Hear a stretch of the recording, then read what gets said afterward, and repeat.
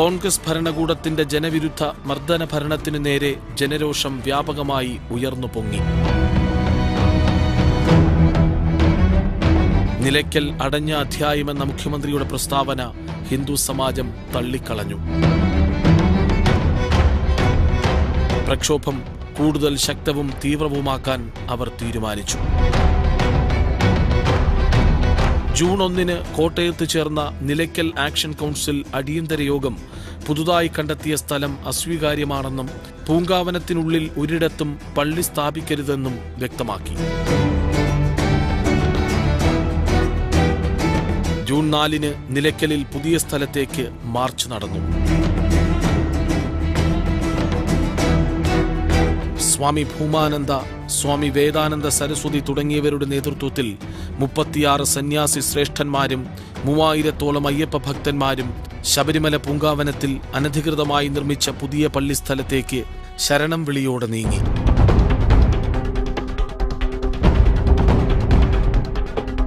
പള്ളിക്ക് ഒരു ഫർലോങ് ദൂരെ വെച്ച് മാർച്ച് പോലീസ് തടഞ്ഞു. ടിയർ ഗ്യാസ്, ലാത്തി തുടങ്ങിയവ ഉപയോഗിച്ച് മാർച്ചിനെ പോലീസ് നേരിട്ടെങ്കിലും അയ്യപ്പ ഭക്തന്മാരെ തടയാൻ സാധിച്ചില്ല. അവസാനം വെടിവെപ്പ് നടത്തി. 3 സന്യാസിമാരടക്കം 100ഓളം പേർക്ക് പരിക്കേറ്റു. 250 പേരെ അറസ്റ്റ് ചെയ്തു. ഗുരുതരമായി പരിക്കേറ്റ 24 പേരെ അറസ്റ്റ് ചെയ്ത് കോഴഞ്ചേരി പോലീസ് സ്റ്റേഷനിൽ കൊണ്ടുവന്നു. ജയിൽ പ്രവർത്തകരെ കൊണ്ട് നിറഞ്ഞതിനാൽ പരിക്കേറ്റവരെ സ്റ്റേഷൻ വരാന്തയിലും മറ്റുമായിട്ടാണ് പോലീസ് തൽക്കാലത്തേക്കായി അണിനിരത്തിയത്. M K Krishnan, Ramesh Sharma, Perumpulickal R Murali, Viswanathan Vrindavanam, Chandran Pandalam എന്നിവർ ഈ പോലീസ് അടിച്ചമർത്തലിൽ ഗുരുതരമായി പരിക്കേറ്റവരാണ്. ഇതിൽ ചന്ദ്രൻ പന്തളം പോലീസിന്റെ ചവിട്ടേറ്റ് പ്ലീഹ നഷ്ടപ്പെട്ട് ബലിദാനിയായ വ്യക്തിയാണ്.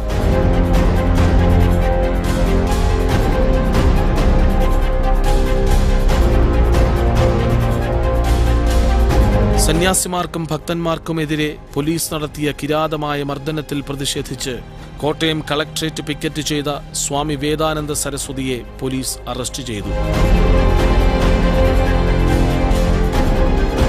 എന്നാൽ സ്വാമിജി ജാമ്യമെടുക്കാൻ തയ്യാറാകാതിരുന്നതിനാൽ ജയിലിലടയ്ക്കപ്പെട്ടു. ജൂലൈ 6 നിലയ്ക്കൽ പ്രക്ഷോഭം സർക്കാർ നിരോധിച്ചു. പ്രകടനങ്ങളും പൊതുയോഗങ്ങളും പോലീസ് അനുവദിച്ചില്ല. നിരോധന ഉത്തരവ് ലംഘിച്ച 6000-ൽ പരം പേർ സംസ്ഥാനത്തിന്റെ വിവിധ ഭാഗങ്ങളിൽ അറസ്റ്റിലായി.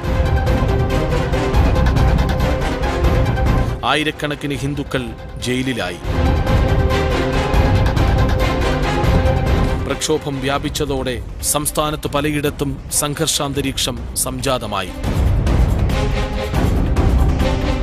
സർക്കാർ ജനകീയ സമരത്തെ ചോരയിൽ മുക്കിക്കൊല്ലാനാണ് ശ്രമിച്ചത്. ഹിന്ദു സമൂഹത്തിനെതിരായ ഭരണകൂട ഭീകരതയ്ക്ക് നേരെ നാടെങ്ങും പ്രതിഷേധം ആർത്തിരമ്പി.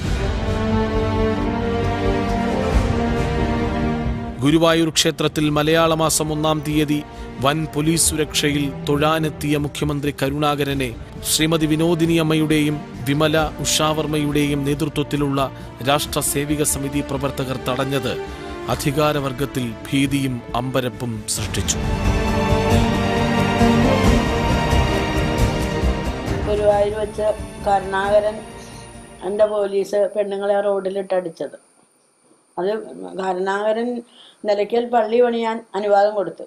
അപ്പോൾ അതിനെതിരായിട്ടാണ് ഗുരുവായൂർ വെച്ച് കരുണാകരനെ തടഞ്ഞത്. നിലയ്ക്കൽ പള്ളിയല്ല പറയേണ്ട, അവിടെ അമ്പലം പണിയേണ്ട സ്ഥലമാണ്, അവിടെ അമ്പലം വേണം. അപ്പോൾ അങ്ങനെയുള്ള ആൾ ഗുരുവായൂരപ്പനെ കാണാൻ പോകണ്ട, മാസത്തിലൊരിക്കൽ ജനത്തിനെ ബോധിപ്പിക്കാൻ ഗുരുവായൂർ വരണ്ടെന്ന് പറഞ്ഞാൽ അവിടെ തടയാൻ വരുന്നു. ബാങ്ക് കോർപ്പറേഷൻകാർ നടപടി സ്വീകരിക്കുന്നില്ല, വനംവകുപ്പ് നടപടി സ്വീകരിക്കുന്നില്ല. അപ്പോൾ എല്ലാവരും കൂടി ഗവൺമെൻറ്റും പോലീസും ഈ കയ്യേറ്റക്കാരും എല്ലാവരും കൂടി അടങ്ങുന്ന ഒരു ഗൂഢസംഘമാണ് വാസ്തവത്തിൽ ഈ ഒരു സംഭവത്തിൻ്റെ പിന്നിൽ. ഇത് വാസ്തവത്തിൽ ആസൂത്രിതമായി നിരവധി നാളുകളോളം നടത്തിയ ഗൂഢാലോചനയുടെ ഫലമായി കണ്ടെത്താൻ കഴിഞ്ഞ ചെയ്തതുമായ അരങ്ങേറ്റം നടത്തിയതുമായ ഒരു വലിയ സംഭവവികാസമാണ്. സർവോദയ നേതാവ് MP മന്മഥൻ മധ്യസ്ഥ ശ്രമങ്ങളുമായി സ്വാമി സത്യാനന്ദ സരസ്വതിയെ സമീപിച്ചു. മുന്നുപാധികളില്ലാതെ ചർച്ച ചെയ്യുവാൻ ക്രിസ്ത്യൻ സഭാ നേതാക്കൾ സമ്മതിച്ചതിനെ തുടർന്ന് കൂടിയാലോചനയ്ക്ക് കളമൊരുങ്ങി.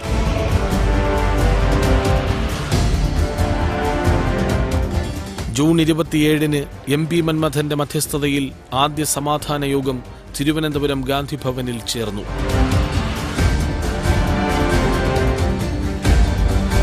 ഹിന്ദു വിഭാഗത്തെ പ്രതിനിധീകരിച്ച് സ്വാമി Satyananda Saraswati, J. Shishupala, Kummanam Rajasekharan, D. Damodaran Potti, P. Parameswaran എന്നിവർ പങ്കെടുത്തു. ക്രിസ്ത്യൻ ചർച്ച് ആക്ഷൻ കൗൺസിൽ നേതാക്കളായ MD Joseph, father Antony Nirappel, John Madakkakuzhi, KU John തുടങ്ങിയവർ സംബന്ധിച്ചു. MP മന്മഥന്റെ ആമുഖ ഭാഷണത്തോടെ ആദ്യ ചർച്ചായോഗം ആരംഭിച്ചു. ഇല്ലാത്ത ചരിത്രവും കേരളത്തിൽ വരാത്ത സെന്റ് തോമസുമെല്ലാം കാപട്യമാണെന്നും ക്രിസ്ത്യാനികൾക്ക് പള്ളി വേണമെങ്കിൽ അത് പറയൂ, ഞങ്ങൾ പണിഞ്ഞു തരാമെന്നും അതിന് ഈ കള്ളച്ചരിത്രം പറയേണ്ട ആവശ്യമില്ലെന്നും സ്വാമി സത്യാനന്ദ സരസ്വതി പറഞ്ഞു. ക്രിസ്ത്യൻ വിഭാഗത്തിൽ നിന്ന് സംസാരിച്ച ഫാദർ ആന്റണി നിരപ്പേൽ പള്ളി നിർമ്മിക്കാൻ നിലയ്ക്കലിൽ തന്നെ മറ്റൊരു സ്ഥലം കണ്ടെത്താമെന്ന് പറഞ്ഞു. എന്നാൽ ശബരിമല പൂങ്കാവനത്തിൽ പള്ളി വയ്ക്കാൻ അനുവദിക്കില്ലെന്ന് J. ശിശുപാലൻ അസന്നിഗ്ധമായി പറഞ്ഞതോടെ ചർച്ച വഴിമുട്ടി. ക്രൈസ്തവ സഭയുടെ നിലയ്ക്കലിനു വേണ്ടിയുള്ള പ്രക്ഷോഭങ്ങളെ നഖശിഖാന്തം എതിർത്ത വ്യക്തിയായിരുന്നു പ്രമുഖ ക്രൈസ്തവ ചിന്തകനും ഓശാന മാസികയുടെ പത്രാധിപരും ഉൽപ്പതിഷ്ണുവുമായ ജോസഫ് പുലിക്കുന്നേൽ.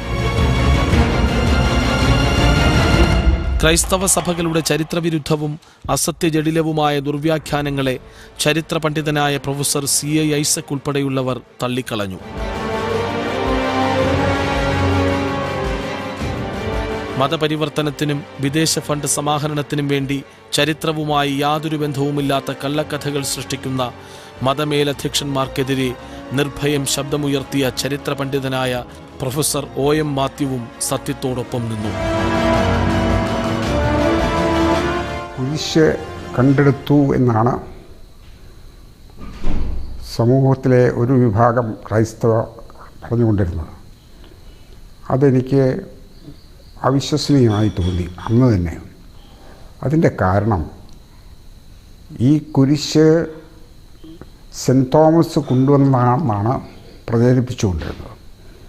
പക്ഷെ സെൻറ്റ് തോമസ് AD 52 കേരളത്തിൽ വന്നിട്ടുണ്ട് എന്നുള്ളതിന് യാതൊരു ചരിത്രരേഖയും ഗവേഷകന്മാർക്ക് ലഭിച്ചിട്ടില്ല.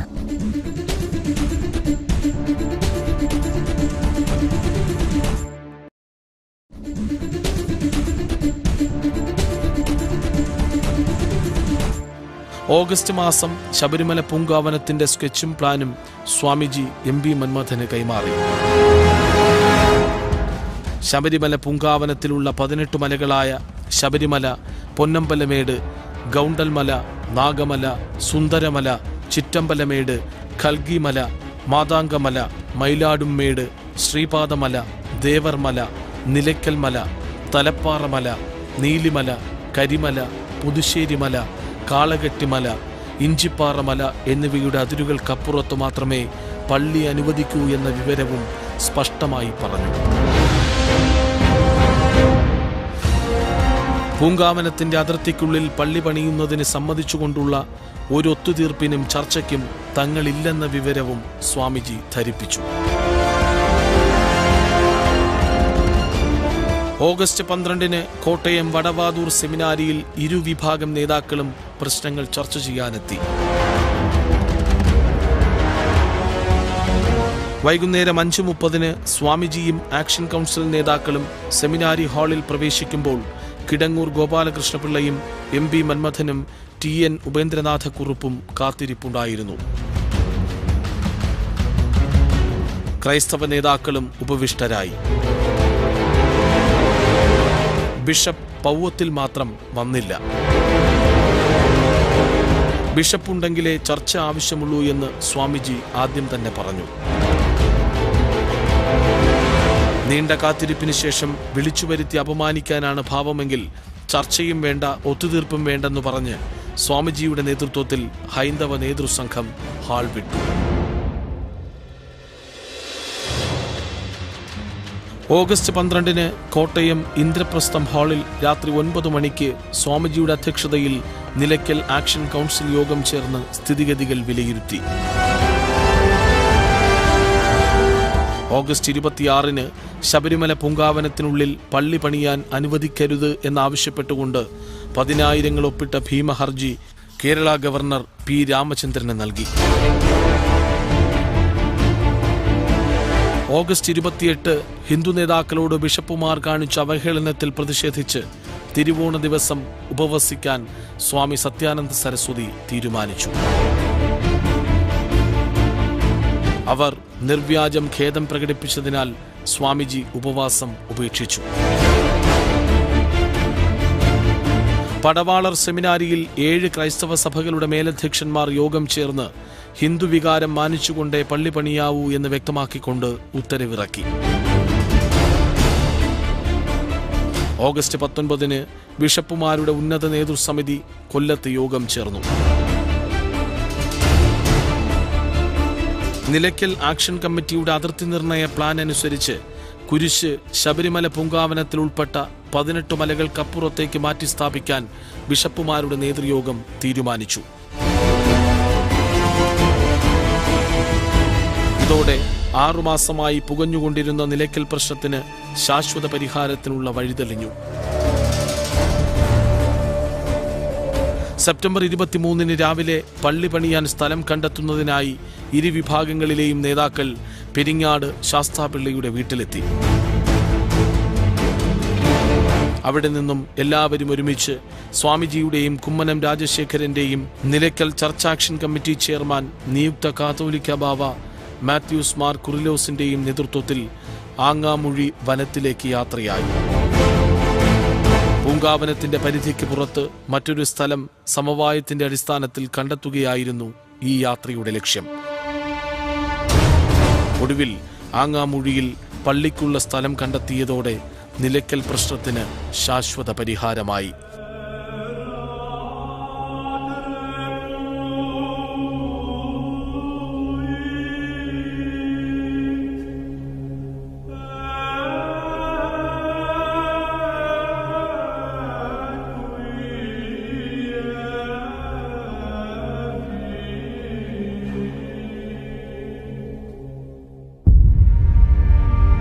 ക്രിസ്തുവിന്റെ 12 ശിഷ്യന്മാരിൽ ഒരാളായ സെന്റ് തോമസ് പ്രേക്ഷിത പ്രവർത്തനത്തിനായി കേരളത്തിൽ വന്നുവെന്നും അദ്ദേഹം ഇവിടെ 7.5 പള്ളികൾ സ്ഥാപിച്ചുവെന്നും കുരിശു നാട്ടുകയും തദ്ദേശീയരായ നമ്പൂതിരിമാരെ മതം മാറ്റി ക്രിസ്ത്യാനികളാക്കിയെന്നും അദ്ദേഹത്തെ ഒരു ഹിന്ദു കൊലപ്പെടുത്തിയെന്നും പ്രചരിക്കുന്ന കഥകൾക്ക് യാതൊരു ചരിത്ര പശ്ചാത്തലവുമില്ല.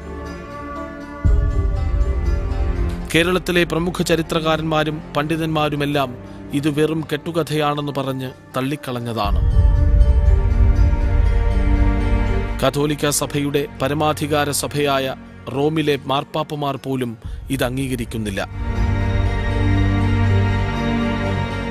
ഒരിക്കലും ഇവിടെ സെന്റ് തോമസ് വന്നിട്ടില്ല. സെന്റ് തോമസ് എന്നത് അഫ്ഗാനിസ്ഥാനിലെ ഗോണ്ടോഫർണസ് രാജാവിൻ്റെ കൊട്ടാരത്തിലാണ് ചെന്നത്. ഗോണ്ടോഫർണസ് രാജാവിൻ്റെ കൊട്ടാരത്തിൽ ചെന്നിട്ട് അവിടെ അദ്ദേഹത്തെയും അദ്ദേഹത്തിൻ്റെ സഹോദരനെയും ഒക്കെ മതം മാറ്റാൻ ശ്രമിക്കുകയും അവിടെ ഒരു പള്ളി പണിത് കൊടുക്കണമെന്ന് പറഞ്ഞു. അത്ഭുത പ്രവൃത്തി കൊണ്ട് പള്ളി പണിത് കൊടുത്തു എന്നൊക്കെയാണ്. അദ്ദേഹം മാസ്റ്റൈലാണ് മരിച്ച് അദ്ദേഹത്തെ അടക്കപ്പെട്ടത്. അതുകൊണ്ട് തന്നെയാണ് 1952 സെൻറ് തോമസ് വന്നതിൻ്റെ 1900 വർഷം ആഘോഷിക്കാൻ കേരളത്തിലെ ക്രൈസ്തവർ ചെന്ന് പോപ്പിനെ സമീപിച്ചപ്പോൾ അത് അംഗീകരിക്കില്ല എന്ന് പറഞ്ഞു. കാര്യം ഒരിക്കലും തോമസ് കേരളത്തിൽ വന്നിട്ടില്ല, അഫ്ഗാനിസ്ഥാനിലാണ് പോയിരിക്കുന്നത്. 2011 ഒക്ടോബർ 31-ന് കൊച്ചിയിൽ സമസ്ത കേരള സാഹിത്യ പരിഷത്ത് സംഘടിപ്പിച്ച മലയാള ഭാഷാ വാരാചരണം ഉദ്ഘാടനം ചെയ്ത് സംസാരിച്ച MGS നാരായണൻ സെന്റ് തോമസ് കേരളത്തിലേക്ക് വന്നുവെന്നതും ചേരമാൻ പെരുമാൾ മക്കയിൽ പോയി മതം മാറിയതും കെട്ടുകഥകൾ മാത്രമാണെന്നും ഇതിന് ചരിത്രവുമായി യാതൊരു ബന്ധവുമില്ലെന്നും അഭിപ്രായപ്പെട്ടു. ക്രിസ്തുവിന്റെ നേരിട്ടുള്ള ശിഷ്യനായ സെന്റ് തോമസ് കേരളത്തിൽ നമ്പൂതിരി സമുദായമില്ലാത്ത കാലത്ത് ഇവിടെ എത്തി നമ്പൂതിരിമാരെ മതം മാറ്റിയതെങ്ങനെയെന്നും അദ്ദേഹം ചോദിച്ചിരുന്നു. സെന്റ് തോമസ് വന്നുവെന്ന് പ്രചരിപ്പിക്കുന്ന ഒരാൾക്കും ഇതിന് മറുപടി നൽകാൻ കഴിഞ്ഞില്ല. 52 വന്നു. അദ്ദേഹം മരിക്കുന്നത് AD 72 അവിടെ ഏതാനും നമ്പൂതിരിമാർ ഇങ്ങോട്ട് ആദ്യഘട്ടത്തിൽ തോമാസ് ലീഹായുടെ അത്ഭുത പ്രവർത്തനങ്ങളും പ്രസംഗവും കേട്ട് ചേർന്നു. അങ്ങനെ ചേർന്നവരാണ് ഇവിടുത്തെ ക്രൈസ്തവ സഭയുടെ ആദ്യ അംഗങ്ങളായിട്ടുള്ളവർ. ക്രൈസ്തവരെ സംബന്ധിച്ചിടത്തോളം ഒരു അരിസ്റ്റോക്രസി ഉണ്ടാക്കേണ്ട ഒരു ആവശ്യമുണ്ട്. ഒരു ഇന്ത്യൻ ജാതി വ്യവസ്ഥയുണ്ട് ഇന്ത്യയിൽ. അതുകൊണ്ട് തന്നെ എന്താ ചോദിച്ചാൽ ഈ മതപരിവർത്തനം ഇവിടെ പരാജയപ്പെട്ടു. ലാറ്റിൻ അമേരിക്കയിൽ ചെന്നവരെ മുഴുവൻ ക്രിസ്ത്യനൈസ് ചെയ്തു, ആഫ്രിക്കയിൽ ചെന്ന് ക്രിസ്ത്യനൈസ് ചെയ്തു, യൂറോപ്പിൽ മുഴുവൻ ക്രിസ്ത്യനൈസ് ചെയ്യാൻ സാധിച്ചു. പക്ഷേ ഇന്ത്യയിൽ മാത്രം ഈ ശ്രമം പരാജയപ്പെട്ടു പോയി. കഴിഞ്ഞ ഒരു 400 വർഷമായിട്ട് സ്ട്രോങ് ആയിട്ട് നടന്ന പരാജയപ്പെടേണ്ട കാരണം ഇവിടുത്തെ ജാതി വ്യവസ്ഥയാണ്. അപ്പം ജാതി വ്യവസ്ഥയിൽ ഹയർ ജാതിയിലേക്ക് സ്വാധീനം വളരെ കൂടുതലാണ് ലോവർ ജാതിയുടെ മേലെ, അതായത് ബ്രാഹ്മിൻസിൻ്റെ ഒക്കെ. അതിനാണ് റോബർട്ട് നൊബിലി എന്ന് പറഞ്ഞൊരു സായിപ്പിനെ കാവ്യമൊക്കെ ഉടിപ്പിച്ച് ജീസസ് വേദമൊക്കെ എഴുതിച്ച് മധുരയിൽ ആശ്രമമൊക്കെ തുടങ്ങി ശ്രമിച്ചു നോക്കിയതാണ്. എന്നിട്ട് സംസ്കൃതത്തിൽ വേദം ജീസസ് വേദം 5ാമത്തെ ഒരു വേദം കൂടി ഇരിക്കട്ടെ എന്ന് പറഞ്ഞു. 4 വേദം പോരാ 5ാമത്. അതൊക്കെ പരാജയപ്പെട്ടാണ്. പരാജയപ്പെട്ട സ്ഥാനത്ത് അവർക്കിപ്പം വേണ്ടത് തോമാസ് ലീഹായിൽ തുടങ്ങിയെന്ന് പറഞ്ഞു കഴിഞ്ഞാൽ ഏൻഷ്യൻ്റ് ചർച്ച്. അതുപോലെ അവർ അവകാശപ്പെടുന്ന ഏറ്റവും വലിയ രസം എന്ന് പറഞ്ഞാൽ അവർ ഈ തോമാസ് ലീഹ വന്നിട്ട് ഈ മാമോദിസ മുഖ്യത നമ്പൂതിരിമാരെയാണെന്നല്ല, ബ്രാഹ്മണരെയുമല്ല, നമ്പൂതിരിമാരെ മാത്രമാണ്. നമ്പൂതിരിമാരിവിടെ 4ാം നൂറ്റാണ്ടിന് ശേഷമേ നമ്പൂരി എന്ന് പറഞ്ഞൊരു സാന്നിധ്യം ഉണ്ടാവുള്ളൂ. അതുപോലെ നമ്പൂരി എന്നൊരു പേരില്ല.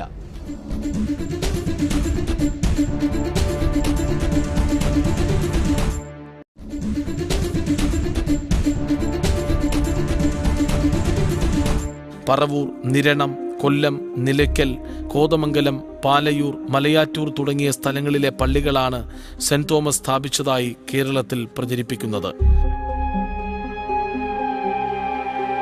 7 പള്ളികൾ എന്നാണിവ അറിയപ്പെടുന്നതത്രേ. ക്രിസ്ത്യാനികളുടെ ഈ വിശ്വാസത്തിന്റെ ചുവടുപിടിച്ച് അവരെ തെറ്റിദ്ധരിപ്പിച്ചാണ് നിലയ്ക്കലിലെ മഹാദേവ ക്ഷേത്രം തകർത്ത് തലസ്ഥാനത്ത് പള്ളി പണിയാൻ ആസൂത്രിത ശ്രമം നടത്തിയത്. സെന്റ് തോമസ് കേരളത്തിലെ വിവിധ സ്ഥലങ്ങളിൽ പള്ളികളോടൊപ്പം സ്ഥാപിച്ചത് മരക്കുരിശാണോ കൽക്കുരിശാണോ എന്നതിനെ സംബന്ധിച്ചും ക്രൈസ്തവ പുരോഹിതർക്കും പണ്ഡിതർക്കും സുനിശ്ചിതമായ ഏകാഭിപ്രായമില്ല. തോമാസ് ലീഹ ഒരു മരപ്പണിക്കാരനെന്ന് പറയപ്പെടുന്നതിനാൽ അദ്ദേഹം സ്ഥാപിച്ചത് മരക്കുരിശാണെന്ന് വാദത്തിനായി സമ്മതിക്കാം. പക്ഷേ 1800-ലേറെ വർഷക്കാലം മരക്കുരിശ് മണ്ണിനടിയിൽ കിടന്നാൽ കൽക്കരിയല്ലാതെ യാതൊരു അവശിഷ്ടവും ലഭിക്കുകയില്ലെന്ന് കൊച്ചുകുട്ടികൾക്ക് പോലും അറിയാവുന്ന കാര്യമാണ്. കുരിശ് ക്രൈസ്തവ സഭയുടെ അടയാളമായത് ക്രിസ്താബ്ദ 5ാം നൂറ്റാണ്ടിൽ കോൺസ്റ്റന്റൈൻ ചക്രവർത്തി മതപരിവർത്തനം ചെയ്ത് ക്രിസ്തു സഭയിലേക്ക് ചേർന്നപ്പോഴാണ്. ഇപ്പോൾ സെൻറ്റ് തോമസ് വന്നത് 52 AD-യിലാണെങ്കിൽ ഈ കുരിശ് ഔദ്യോഗികമായി വരുന്നത് 453-ലാണ്. അപ്പോൾ പിന്നെ എങ്ങനെ ഇവിടെ കുരിശുണ്ടാകും? മാർത്തോമാ ശ്ലീഹ ഇവിടെ ഈ മൈലാപ്പൂര് മടിച്ചു, ഇവിടെ അടക്കി. അത് കഴിഞ്ഞ് വിശ്വാസികൾ അദ്ദേഹത്തിൻ്റെ തിരുശേഷിപ്പ് പിന്നെ ഈ പിന്നെ ആദ്യം കൊണ്ടുപോയത് ദേശായിലേക്കാണ്. പിന്നെ അന്ന് നമ്മുടെ ആളുകൾ അവിടെ ഉണ്ട്. നമ്മുടെ ആളെന്ന് പറഞ്ഞാൽ ഈ നമ്മൾ ഇവിടെയുള്ള ക്രിസ്ത്യാനികൾ വളരെ ചെറിയ ഗ്രൂപ്പായിരുന്നു. സ്ട്രോങ് ഗ്രൂപ്പ് ഇറ്റലിയിലും പേർഷ്യൻ രാജ്യങ്ങളിലും ഉണ്ടായിരുന്നു. അപ്പോൾ അതുകൊണ്ട് അങ്ങോട്ട് കൊണ്ടുപോയി അദ്ദേഹത്തിൻ്റെ തിരുശേഷിപ്പ് മറ്റാരും കട്ടുകൊണ്ട് പോകാതിരിക്കാനും ഒക്കെയുള്ള ഉദ്ദേശത്തിൽ ഇന്ന് അതിൻ്റെ ഒരു ഭാഗം ഇറ്റലിയിലോ ഒർത്തോണ എന്ന് പറയുന്ന പള്ളിയിലുണ്ട്. ഈ തിരുശേഷിപ്പിൻ്റെ ബാക്കി ശേഷിച്ചിരിക്കുന്ന ആ മാർത്തോമായുടെ ശരീരത്തിൻ്റെ ഭാഗം. തോമാസ് ലീഹായെ അടക്കം ചെയ്തു തന്നെ 16 സ്ഥലങ്ങളുണ്ടെന്നാണ് പറയപ്പെടുന്നത്. കേരളത്തിൽ തന്നെ 2 സ്ഥലങ്ങളുണ്ട്. മാടായി, മലബാറിലെ മാടായിലാണെന്ന് പറയുന്നു, മലയാറ്റൂരാണെന്ന് പറയുന്നു. മലയാറ്റൂർ ഒരു ബ്രാഹ്മണൻ ശൂലം കൊണ്ട് കുത്തിക്കൊന്നു എന്നാണ് പറയുന്നത്. മലയാറ്റൂർ അതാണ് കഥ പറഞ്ഞിരിക്കുന്നത്. 1938 വരെ മലയാറ്റൂർ ഒരു ശിവക്ഷേത്രം തകർന്ന് കിടക്കുകയായിരുന്നു. അവിടെ അവർ പള്ളി പണിതിട്ടുണ്ടാക്കിയ കഥയാണ്. ഫ്രഞ്ച് ഫിലോസഫറായ വോൾട്ടയർ വളരെ സർക്കാസ്റ്റിക്കായിട്ട് പറഞ്ഞു, ഈ ബ്രാഹ്മണന്മാർക്ക് ഇങ്ങനെ ശൂലമെടുത്ത് കുത്തിക്കൊല്ലാൻ അറിയാമായിരുന്നെങ്കിൽ ഈ ഹിന്ദുക്കൾക്ക് ഈ ഗതി ഉണ്ടാവില്ലായിരുന്നു, ഇന്ത്യക്കാർക്ക് ഈ ഗതി ഉണ്ടാവില്ലായിരുന്നു വോൾട്ടയർ പറഞ്ഞതായിട്ട് രേഖപ്പെടുത്തിയിട്ടുണ്ട്. മുൻ അഡീഷണൽ ചീഫ് സെക്രട്ടറി ആയിരുന്ന ഡോക്ടർ ബാബു പോൾ നിലയ്ക്കലിൽ സ്ഥാപിച്ച കുരിശ് തോമാസ് ലീഹയുടേതല്ല എന്ന കാര്യം ഉറപ്പിച്ചു പറഞ്ഞിട്ടുണ്ട്. അങ്ങനെ പച്ചക്കള്ളങ്ങളുടെയും തെറ്റായ ചരിത്ര നിർമ്മിതിയുടെയും അടിസ്ഥാനത്തിലാണ് നിലയ്ക്കലിൽ പള്ളി നിർമ്മിക്കാൻ ശ്രമം നടന്നത്. നിയമവിരുദ്ധമായ ഈ പ്രവർത്തനത്തെ കൃത്യസമയത്തു തന്നെ പ്രതിരോധിക്കാൻ കേരളത്തിലെ ഭൂരിപക്ഷ സമൂഹത്തിന് കഴിഞ്ഞത് സത്യത്തിന്റെ പിൻബലത്തോടെ പ്രക്ഷോഭം നടത്തിയതുകൊണ്ട് മാത്രമാണ്. ശബരിമല ക്ഷേത്രം 1950 നശിപ്പിച്ചത്, തീ വെച്ചത് 20ാമത്തെ പ്രാവശ്യമാണ്. അപ്പോൾ അതിനു മുമ്പ് എത്രയോ പ്രാവശ്യം അത് തകർത്തിട്ടുണ്ട്. അപ്പോൾ അതേ ശക്തികൾ തന്നെയാണ്, ഇതേ കാഞ്ഞിരപ്പള്ളിക്കാർ തന്നെയാണ് അതിലെയും പ്രതികൾ. അതിൻ്റെ അകത്ത് ആളുകൾ നശിപ്പിച്ച 7 പേരുടെ പേര് വരെ പറയുന്നു, കുടുംബത്തിൻ്റെ പേര് പറയുന്നു ആ കമ്മീഷൻ റിപ്പോർട്ടിൽ. ഇതും കാഞ്ഞിരപ്പള്ളിക്കാരാണ്. അപ്പോൾ ഇതൊരു ഒറ്റപ്പെട്ട സംഭവമല്ല, ഇതൊരു ശബരിമല ക്ഷേത്രത്തിനെതിരെ കാലാകാലങ്ങളായി വളരെ കാലമായി നടന്നു വരുന്ന അക്രമ പരമ്പരയിൽ ഒന്നാണ്. പല രീതിയിലുമുള്ള അക്രമ പ്രവർത്തനങ്ങൾ നടക്കുന്നുണ്ട്. അതിനെ നമുക്ക് ഡയറക്റ്റല്ല, നേരിട്ടല്ല, അതിനെ നമുക്ക് വേണേൽ പ്രോക്സി വാർ എന്ന് പറയാം. അതായത് പ്രച്ഛന്ന യുദ്ധം. ശബരിമല ക്ഷേത്രത്തിനെതിരെ ഇപ്പോൾ നടക്കുന്നത് പ്രച്ഛന്ന യുദ്ധമാണ്. അപ്പം നിലയ്ക്കൽ എന്ന് പറയുന്നത് പ്രച്ഛന്ന യുദ്ധമാണ്. ശബരിമല ക്ഷേത്രത്തിനൊന്നും ചെയ്തിട്ടില്ല, ഇങ്ങോട്ട് മാറിയാണ് ചെയ്തിരിക്കുന്നത് എന്ന് പറയുന്നത് പോലെ തന്നെയുള്ള പ്രച്ഛന്ന യുദ്ധം ഇപ്പോഴും തുറന്നുകൊണ്ടിരിക്കുകയാണ്. ഇപ്പോൾ ശബരിമല ക്ഷേത്രത്തിൻ്റെ അരവണയ്ക്കകത്ത് എലിവാല് കണ്ടു എന്ന് പറയുന്ന സംഭവം വാസ്തവത്തിൽ അന്വേഷണം നടത്തി എവിടെ എത്തി? ഒരു അന്വേഷണം, അതിൻ്റെ കുറ്റവാളികൾ ഇതേവരെ പിടിച്ചിട്ടില്ല. ശബരിമല ക്ഷേത്രത്തിലേക്ക് പോയിക്കൊണ്ടിരിക്കുന്ന അയ്യപ്പ ഭക്തന്മാരുടെ വാഹനങ്ങൾക്ക് നേരെ മുല്ലപ്പെരിയാർ എന്ന് പറയുന്ന ഒരു ഡാമിൻ്റെ പ്രശ്നം പറഞ്ഞുകൊണ്ട് എത്ര അക്രമങ്ങളാണ് കാണിച്ചത്. എത്ര അയ്യപ്പന്മാരുടെ വണ്ടിക്ക് നേരെയാണ് അക്രമം നടത്തിയത്. ആ കാലത്ത് ഗവൺമെൻറ് കേസ് രജിസ്റ്റർ തന്നെ 85 വണ്ടിയുണ്ട്. 1980കളുടെ തുടക്കത്തിൽ ശബരിമലയെ മറ്റൊരു രീതിയിൽ തകർക്കാനുള്ള സാമ്രാജ്യത്വ അജണ്ട നിലയ്ക്കലിന്റെ രൂപത്തിലാണ് കടന്നുവന്നത്. 1950 നിർജീവമായിരുന്ന സമാജത്തിന് ശബരിമല തീവെപ്പിനെ പ്രതിരോധിക്കാൻ കഴിഞ്ഞിരുന്നില്ല. എന്നാൽ 1980കളിൽ അതായിരുന്നില്ല സ്ഥിതി.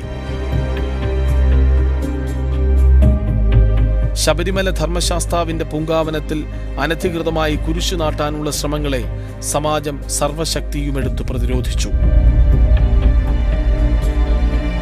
നിലയ്ക്കലിൽ സ്ഥാപിക്കാമെന്ന് മനക്കോട്ട കെട്ടിയ ദേവാലയം അതുകൊണ്ടുതന്നെ ആങ്ങാമൂഴിയിലേക്ക് പറിച്ചു നടേണ്ടി വന്നു കത്തോലിക്ക സഭയ്ക്ക്. അങ്ങനെ ഹിന്ദു സമൂഹം രക്തരഹിതമായി നടത്തിയ വിപ്ലവം കേരള ചരിത്രത്തിൽ പുതിയ അധ്യായം തന്നെ രചിച്ചു.